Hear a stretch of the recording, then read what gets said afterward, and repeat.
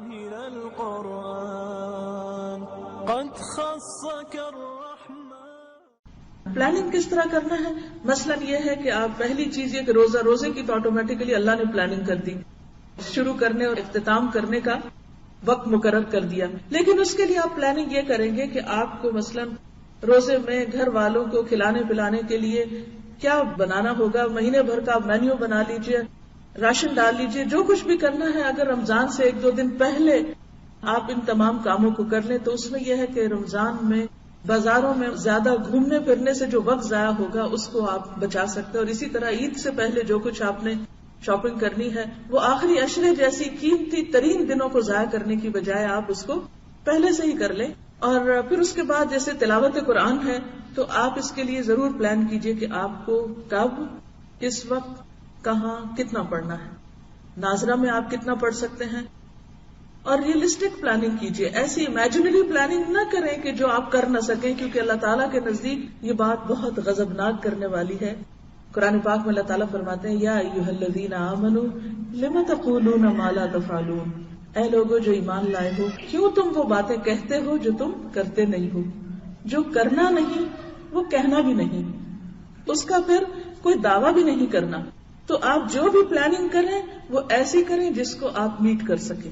مثلا اگر ٹارگٹ رکھتے ہیں کہ روز مجھے ناظرہ 1 سپارہ پڑھنا ہے تلاوت کا، تو پھر آپ دیکھیے کہ آپ کے پاس کون سا ایسا وقت ہے کہ جس میں آپ اس کو پورا کر لیں گے. آپ مثلا اس کو یوں بھی بانٹ سکتے ہیں کہ اکٹھا ایک ہی وقت میں سارا پڑھنے کی بجائے کچھ آپ فجر کی نماز کے بعد پڑھ لیں، کچھ ظہر کے بعد پڑھ لیں، کچھ عصر کے بعد پڑھ لیں.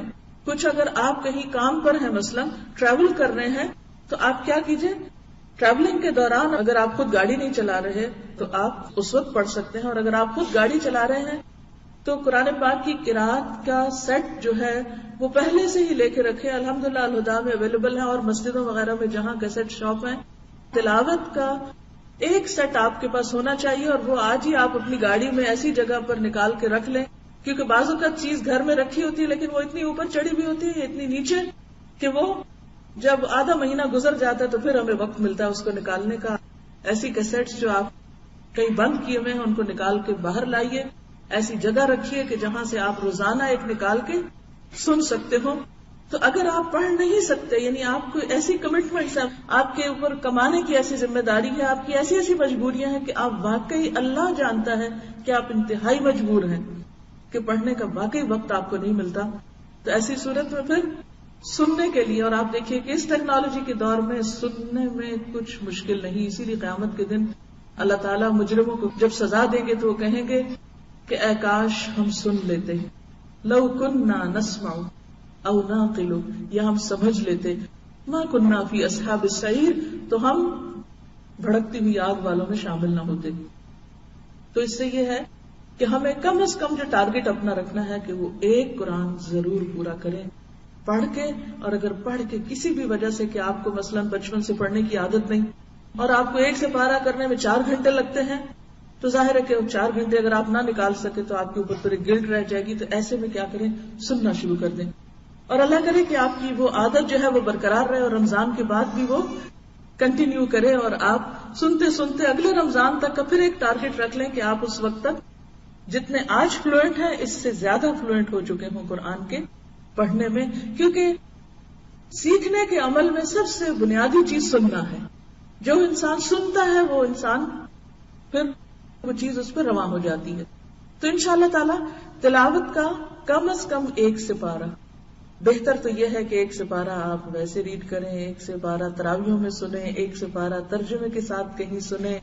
اگر کہیں دورہ قرآن آپ کے آس پاس ہو رہا ہے تو، اور اگر نہیں ہو رہا تو فہم القرآن کی کیسٹس ہیں ترجمے کی، ان کو آپ سن لیں. اور کوئی نہیں تو کچھ سحری بناتے ہوئے، کچھ افطاری بناتے ہوئے، کوئی ڈرائیونگ کرتے ہوئے، کوئی اور کام کرتے ہوئے، جو بھی آپ کام کر رہے ہیں اس دوران اگر ٹارگٹ رکھ لیں کہ 1 سپارہ مجھے پورا کرنا ہے تو اچھا ہے. اور اگر وہ نہیں تو کہیں بھی قرآن کی جو کلاسز ہو رہی ہیں ان کو آپ جوائن کر کے کچھ نہ کچھ وقت دن کا ایسا ضرور نکالیں کہ جس میں آپ قرآن کی مجلس میں بیٹھیں. چاہے گھر والوں کے ساتھ وہ مجلس کریں یا کہیں باہر جا کے کریں، لیکن قرآن کی مجلس میں بیٹھ کر جو قرآن انسان کے اندر جذب ہوتا ہے اس کی تو بات ہی کیا ہے.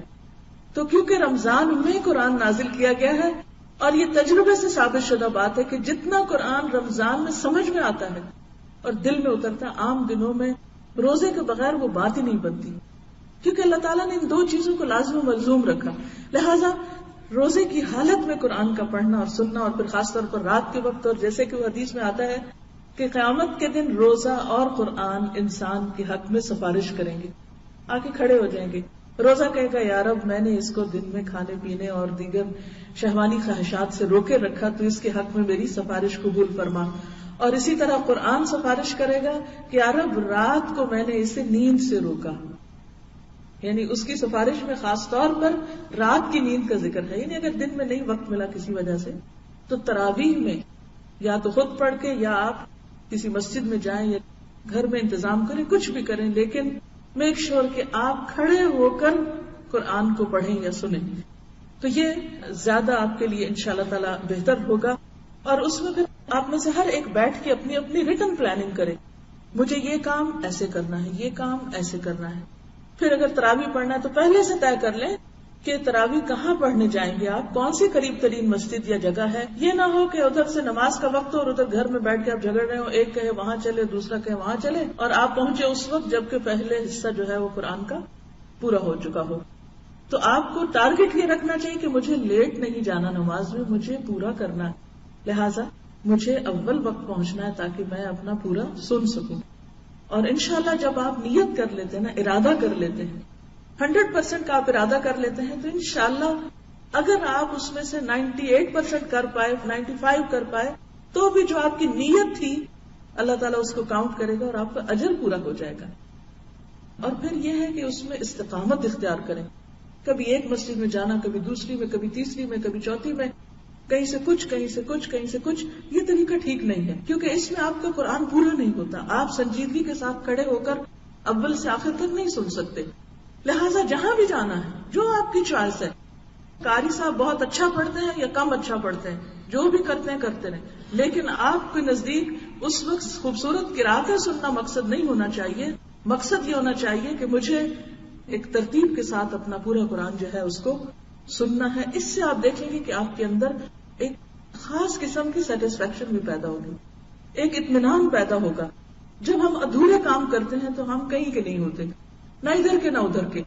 تو آپ کو اپنا ٹارگٹ کیا رکھنا، پلاننگ کیا کرنی ہے کہ مجھے قرآن پورا سننا ہے یا پورا پڑھنا ہے. خواتین یا ایسے لوگ کہ جن کے قریب کوئی مسجد نہیں ہے، یا ڈرائیو نہیں کر سکتے، یا کوئی لے جانے والا نہیں ہے، یا پھر کوئی پابندی نہیں ہے، تو ایسی صورت میں آپ کیا کر سکتے ہیں، گھر میں بھی خود سے پڑھ سکتے ہیں. اور اس کے لیے ہمیں دلیل ملتی ہے حضرت عائشہ رضی اللہ تعالی عنہا کے غلام حضرت زکوان کی، کہ جو مصحف سے دیکھ کر نفل نماز پڑھتی تھی. اور ابھی آپ خانہ کعبہ میں تراویح کے موقع پہ چلے جائیں، حتیٰ کہ امام پڑھ بھی رہے ہوتے تو پیچھے لوگوں نے اپنا بھی کھولا ہوتا ہے، کیونکہ سن کے دیکھ کے پڑھنے سے زیادہ سمجھ میں آتا ہے. اور نفل نماز میں اس کی اجازت ہے، رخصت موجود ہے. تو جو لوگ نہ کہیں جا سکتے ہوں وہ کھول کے بھی پڑھ لیں. اور اس میں آپ یہ بھی کر سکتے ہیں کہ اگر دن میں آپ کو الگ سے تلاوت کے وقت نہیں ملا تو پھر آپ کی تلاوت اور نماز دونوں رات کو نفل میں اکٹھی ہو جائے گی، دونوں چیزیں اکٹھی کر لیں. دیکھیے سب کے اوپر ایک فارمولا نہیں فٹ ہو سکتا. جیسے آپ سب کے ڈریسز فرق ہوتے ہیں نا، ہر ایک کا سائز فرق ہے، بالکل اسی طرح ہر شخص کی لمٹ اور کیپیسٹی فرق ہے.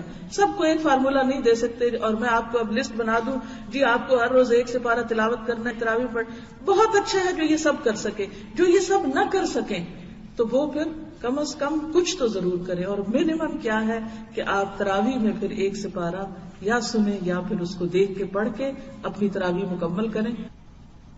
پھر اس کے بعد آپ دیکھیے کہ اگلا ٹارگٹ ہمارا کیا ہے کہ دعائیں، یعنی کہ ہم نے عام دنوں سے زیادہ دعائیں مانگنی ہیں.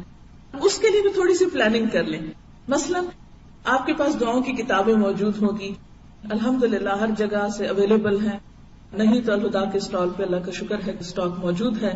اور آپ اس میں بھی پلاننگ کس طرح کریں کہ مثلا سحری کے وقت آپ نے قرآنی اور مسنون دعاؤں سے آپ نے دعائیں پڑھنی ہیں. آپ روز کا ایک پیج باندھ لیں کہ مجھے 1 پیج پڑھنا ہے، 2 پڑھنے ہیں، ساری پڑھنی ہے. اٹ ڈیپینڈس کہ آپ کے پاس کتنا ٹائم. اچھا اس سے کیا ہوگا، جتنی بھی قرآنی دعائیں ہیں وہ ساری کی ساری آپ شروع سے لے کے آخر تک ایک صبح کے وقت میں، سحری کے وقت میں پڑھ جائیں گے. پھر اسی طرح صبح شام کی دعائیں بھی جو ہیں وہ بھی ہو سکتی ہیں. شام کے وقت افطار کے وقت بھی آپ کیا کر سکتے ہیں, کوئی ایک کتاب مقرر کر لیں اور اس میں سے آپ شروع سے لگ کے, یعنی اگر آپ کو آتی ہے نا تو دعا کا صرف سیکوینس دیکھیں گے تاکہ مس نہ ہو, اور باقی آپ اپنے دل سے مانگیں گے. بند کر لیں اگر زبانی آتی ہے, اول تو آنی چاہیے کیونکہ دعا میں خشوع ضروری ہے. اور یہ کتاب کا بتانا یہ کوئی آپ کے اوپر فرض یا لازم نہیں, لیکن یہ میں پلاننگ آپ کو کر کے دے رہی ہوں کہ اس طرح فائدہ کیا ہوگا, چھوٹے گا کچھ نہیں. صفحہ ایک پڑھا ادھر سے ایک ادھر سے نشانی رکھ لی. 30 دنوں پہ پڑھنا ہے تو, ہفتے میں ایک دن ختم کرنی ہے تو, ہر روز پوری دعائیں پڑھنی ہے تو, یہ تو ہر ایک کے لیے اپنا میدان کھلا ہے. جتنا بھی کوئی جیسا کرنا چاہے وہ کر سکتا ہے. پھر اسی طرح ذکر اذکار ہے تو مثلاً آپ اس میں ویرائٹی بہت موجود ہے, استغفار بھی موجود ہے, لا حول ولا قوت الا باللہ بھی ہے, سبحان اللہ و بحمدہ سبحان اللہ العظیم بھی ہے. تو آپ یہ کر سکتے ہیں کہ تھوڑا سا اپنا حساب رکھا کریں کہ میں کون کون سی تسبیح کی ہے یا نہیں کی. اس میں پھر آپ اپنے دن کی جو روٹین ہے, اور ہر ایک کی فرق ہوتی ہے. مثلا آپ بچوں کو اسکول چھوڑنے کے لیے جاتے ہیں تو آپ سوچیں جاتے ہوئے میں تسبیح پڑھوں گی سبحان اللہ کی, واپسی پہ میں لا حول ولا قوت الا باللہ پڑھوں گی. اب چھٹی کے وقت بچوں کو لینے جا رہے ہیں تو آپ استغفار جاتے ہوئے پڑھ لیں, واپسی پہ آپ چوتھا کلمہ جو ہے اس کو پڑھ لیں. یعنی اس سے کیا فائدہ ہوگا کہ ساری چیزوں کا جو فیض اور برکت ہے انشاءاللہ تعالیٰ وہ آپ کو نصیب ہوگی. پھر اسی طرح آپ دیکھیے کہ صدقہ خیرات جو ہے اس کی بھی پلاننگ کریں. اگر آپ کو زکوٰۃ دینی ہے تو ابھی سے آپ اپنی جیولری, اپنی ہر چیز کی پوری کیلکولیشن کر لیں کہ آپ کے پاس زکوٰۃ کے قابل کیا کیا چیزیں, کل آپ کے پاس پیسے کتنے ہیں, کرنسی میں کیا ہے آپ کے پاس. پھر اس کے بعد یہ کہ گولڈ کتنا ہے آپ کے پاس, باقی آپ کے پاس کوئی ایسی چیز ہے جو آمدنی کا ذریعہ ہے یا جس پر زکوٰۃ لاگو ہوتی ہے, یہاں ہے یا کسی اور ملک میں ہے یا کسی بینک میں ہے یا گھر میں رکھی ہوئی ہے, وٹ ایور, سب کو اپنا پتا ہوتا ہے. اور اس بہانے وہ ساری جو چیزیں وہ بھی سامنے آ جاتی ہیں. اگر اس میں سے کچھ وصیت کرنا ہے آپ کو تو بھی آپ کے سامنے ایک پوری لسٹ آ جائے گی کہ میں اس چیز کی مالک ہوں, اور اس میں سے میں اگر معلوم نہیں آئندہ زندگی کیا ہو, اتنا میں اللہ کے راستے میں دینا چاہتی ہوں یا اتنا فلاں بچے کو یا کسی کو پڑھنے کو یا وٹ ایور, تو اس کی بھی آپ ایک طرح سے لسٹ بنا لیں. اور زکوٰۃ ویسے تو اس مہینے میں ڈیو ہوتی ہے جب آپ مالک ہوئے مال کے, لیکن اگر تھوڑا آگے پیچھے بھی ہو تو رمضان میں دینے سے یہ ہے کہ اجر و ثواب زیادہ ہوتا ہے. لیکن اس میں غیر معمولی تاخیر نہیں کہ 6 مہینے آپ کے ہو گئے زکوٰۃ کو ڈیو اور آپ روک کے رکھے زکوٰۃ کا مال کہ جی رمضان آئے گا تو پھر میں زکوٰۃ دوں گی. تو یہ طریقہ درست نہیں ہے. اس میں آپ دے دیجئے, اور اگر اگلے سال کا آپ نے ابھی سے دینا ہے تو پہلے پھر آپ دے دیجئے اگر رمضان کا ثواب آپ کو حاصل کرنا ہے, لیکن بلا وجہ اس کو ڈیلے نہیں کرنا چاہیے. یا پھر آگے آ رہا ہے حج کا مہینہ, تو ذوالحج کے پہلے 10 دنوں میں کوئی بھی جو نیکی کا کام ہے وہ پورے سال کے کاموں سے افضل ہوتا ہے. تو ان دنوں میں بھی پھر آپ اگر ابھی کچھ کمی بیشی ہوگی تو وہاں پوری کر لیں. پھر اس میں آپ دیکھیے کہ صدقہ خیرات میں آپ یہ بھی دیکھ سکتے ہیں کتنا حصہ فقیروں مسکینوں کو کھانا کھلانے پہ, کتنا رشتہ داروں کو, بہن بھائیوں کو, یا اور جو بھی اور عزیز رشتہ دار ہیں ان کو کیا دینا ہے. اپنے الماریاں اپنی ہر چیز نکال کے دیکھ کے اچھا یہ فلاں کو یعنی ایک جنرل سا آئیڈیا کر لے کہ کس کس کو مجھے عید پر یا ویسے رشتہ داری کے حق کے ادا کرنے کے موقع پہ کیا دینا ہے. پھر اسی طرح اگر آپ روزہ نہیں رکھ پائیں گے, مثلاً حاملہ عورتیں جو ہیں فدیہ دے سکتی ہیں اور بعد میں قضا رکھ سکتی ہیں, یا پھر یہ ہے کہ آپ بیمار ہیں, یا یہ کہ ایسی بیماری ہے جس کو کبھی بھی درست نہیں ہونا, یا بوڑھے ہیں ایسے لوگ, تو ان کی جو کیلکولیشن ہے وہ ابھی سے کر کے آپ اس پیسے کو بھی شروع رمضان میں ہی نکال دیں. پھر اسی طرح یہ ہے کہ اگر آخری عشرے کی کوئی خاص آپ نے عبادت کرنی ہے, کہیں سے چھٹی لینی ہے, تو وہ اپلائی کرے, کچھ کرے, پلان کریں کہ مجھے تاک راتوں میں کیا کیا کرنا ہوگا. مثلاً قرآن پڑھنا ہے یا نوافل پڑھنے ہیں یا اعتکاف کرنا ہے یا کچھ اور کرنا ہے, تو وہ ابھی سے آپ کے ذہن میں ہونا چاہیے. کیونکہ عام طور پہ ہوتا ہے کہ جب کام بالکل سر پہ آ جاتا ہے پھر ہم شروع کرتے ہیں تو اس وقت پھر ہم صحیح طور پر اس کو ادا نہیں کر سکتے. پھر اسی طرح یہ ہے کہ آپ نے اگر کوئی بھی اور نیکی کا کام سوچا ہوا ہے تو خاص طور پر روزہ جو ہے سیلف کنٹرول کی چونکہ ایک مشق ہے, تو اپنی اس بات کی بھی کوئی پلاننگ کر لیں کہ میں نے رمضان میں مثلاً جھوٹ سے بالکل پرہیز کرنا ہے, اور پھر رمضان کے بعد بھی میں آئندہ زندگی میں اب اس سے توبہ کرتی ہوں, کیونکہ قیامت کے دن سچے لوگوں کو ان کی سچائی فائدہ دے گی. تو دو باتیں ہو گئی. نمبر 1 ہمیں پرائرٹی سیٹ کرنی ہے، گھر کا ٹائم ٹیبل بدلے گا، اور کچھ کام ہمیں اس مہینے میں روزے کا تقاضا سمجھتے ہوئے کرنے ہیں، اور ان کاموں کو کرنے کے لیے ٹارگٹ مقرر کرنے ہیں، ٹائمنگز مقرر کرنے ہیں، طریقے طے کرنے ہیں، حتیٰ کہ یہاں تک پلان کر لیں کہ آپ کو عید کی نماز کس مسجد میں پڑھنی ہے، کیونکہ اس سے وقت بچتا ہے. جو لوگ صحیح پلاننگ نہیں کرتے اور پھر اس پلاننگ کے ساتھ لگ نہیں جاتے، وہ زندگی میں کچھ کر نہیں پاتے، کیونکہ وہ لاسٹ مومنٹ پر بھی شیکی ہوتے ہیں. اچھا وہاں جانا ہے یا یہاں، آدھے رستے پہ جا کے نہیں وہاں زیادہ بہتر ہے، اور اچھا وہ تو ابھی مجھے پتا چلا کہ اس کا تو ٹائم ہی گزر گیا، ابھی پھر واپس پلٹو، گاڑی ادھر موڑو اور وہاں چلتے. پہلے سے ہی پتا کر کے رکھنا ہے تراویح کا ٹائم کیا ہے کسی مسجد میں جہاں آپ جانے والے ہیں، عید کی نماز کس مسجد میں کس وقت ہوگی، پہلی نماز پڑھنی ہے یا دوسری پڑھنی ہے، کیا کرنا ہے کیا نہیں کرنا، سب چیزوں کا طے کر لیں. اور اس کے بعد مثلاً آپ ماں ہیں، ماں کی ایک بہت بڑی ذمہ داری ہے، گھر کا سارا نظام جو ہے ان کے ہاتھ میں ہوتا ہے، لہٰذا یہاں آپ اپنی کچھ اتھارٹی بھی استعمال کریں. بچوں کو اور میاں کو اور سب کو تھوڑا سا آپ بیٹھ کے ان سے مشورہ کریں، کیونکہ پلاننگ میں مشورہ ضروری ہے. مشورہ کریں اور اس کے بعد آپ کروائیں، میک شور کہ یہ چیزیں ہو رہی ہیں.